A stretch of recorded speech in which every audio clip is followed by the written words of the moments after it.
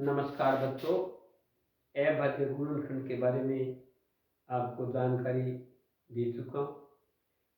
अगर हमें अभाज्य गुणनखंड जो ज्ञात करने हैं वो अगर आप सही सही तरीके से सीख चुके हो तो आप लय से और मैं से भी अच्छी तरह से ज्ञात करना सीख सकते हो।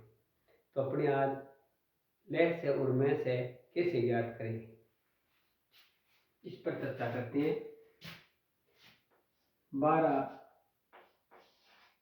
व 15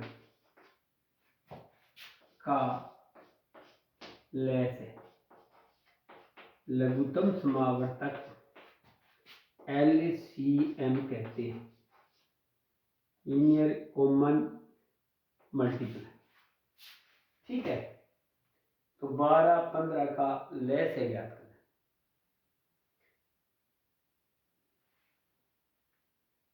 वास्तव में ये है क्या कि कोई एक बालक है और वह क्या कहता है कि मेरे पास में कम से कम कितने संतरे हो। अगर मैं 12-12 के हिसाब से एक थैली पैक करके देता हूं तभी मेरे पास में कोई शेष संतरा नहीं बचना चाहिए।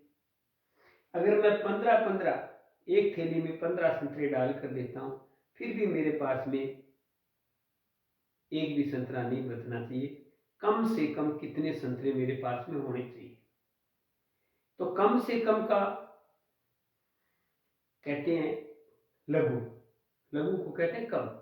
तो लघुत्तम समावर्तक यानी कम से कम। तो अब देखते हैं कम से कम कैसे ज्ञात करेंगे अपने। उसके पास में बालक के पास कुल कितने संतरे होते, तो 12 और 15 लिखे। ठीक है, 2 से भाग दिया क्योंकि इकाई अंक यहाँ 2 है तो पूरा पूरा भाग जाएगा। पर तो यहाँ इकाई अंक 5 है तो 2 से पूरा भाग नहीं जाएगा, तो वैसे का वैसा ही लिख देंगे।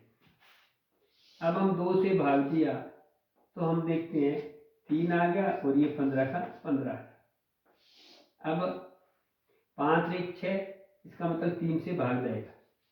3 एकम 3 और 3 पांचे 15। अब 5 से भाग दिया तो 5 एकम 5। तो अब क्या 12 व 15 का लय है। 12 व 15 का लय से यानी लघुत्तम समावर्तक क्या होगा, 2 गुणा 2 गुणा 3 गुणा 5। 2 गुणा 2 गुणा 3 गुणा 5। तो क्या लिखेंगे, 2 दूनी 4, 4 तिया 12, 12 पंजे 60। तो उस बालक के पास कम से कम 60 संतरे होंगे। ये सत्य है या असत्य, इसकी जानकारी प्राप्त करते हैं। तो 60 में हम 12 से भाग 12 5 60, यानी कोई भी शेष नहीं बचा। 12-12 के साथ यानी 5 थैलियों में वह सारे संतरे वितरित कर सकता है। इसी प्रकार से अगर वह 15 के हिसाब से थैलियों में एक थैली में 15 डालता है तो 15 चौके 60, इसमें भी कोई विशेष नहीं बचा। तो इस प्रकार से हम 12 व 15 का लय से ज्ञात करना सीखे। ठीक है ना, और सही जानकारी भी हमें प्राप्त करनी चाहिए।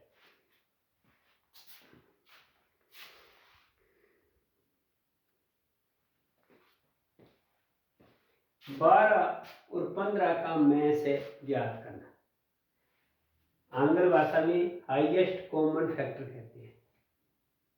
महत्तम समावर्तक यानी बड़े से बड़ी संख्या वह कौन सी है, ये जो जिसे ये तीन दोनों विभाजित हो जाए। ठीक है ना, वह बड़ी से बड़ी संख्या कौन सी है, एक तो ये है।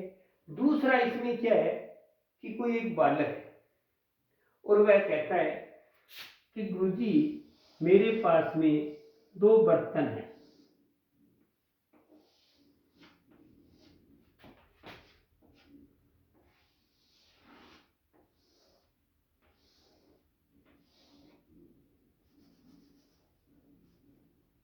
इस बर्तन में भी दूध है और इस बर्तन में भी दूध है।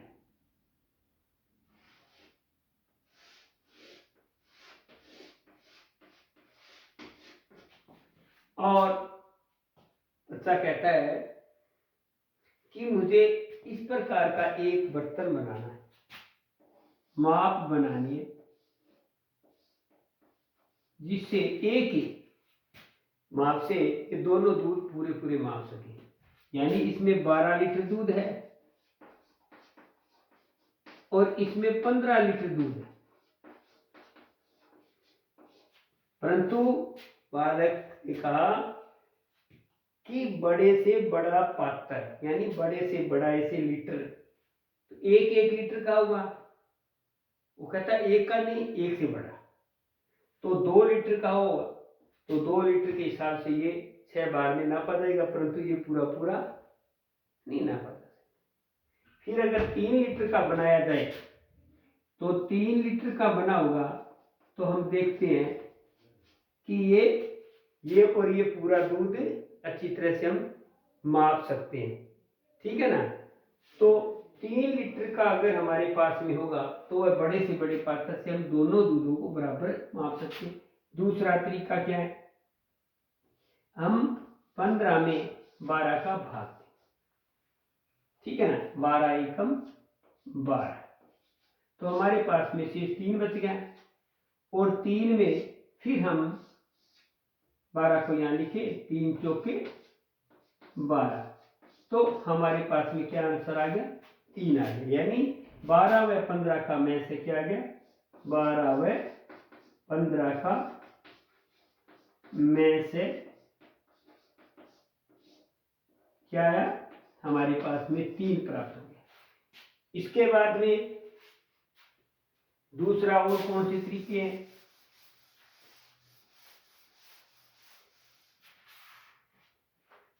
जैसे 12 के अभाज्य गुण करते, 12 के अभाज्य गुणनखंड करते हैं, गुणनखंड।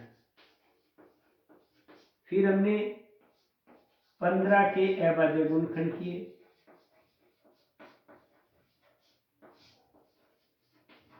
गुणनखंड करते हैं।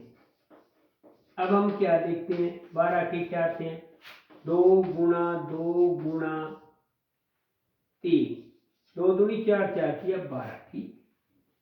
तो इसके क्या हो गया, 3 गुणा में 5। अब इन दोनों में उभयनिष्ठ, यानी तो दोनों में कौन सी संख्या, यहाँ भी 3 है, यहाँ भी 3 है, तो हमें में से क्या प्राप्त हो गया, में से क्या प्राप्त हो गया, 3 प्राप्त हो गया।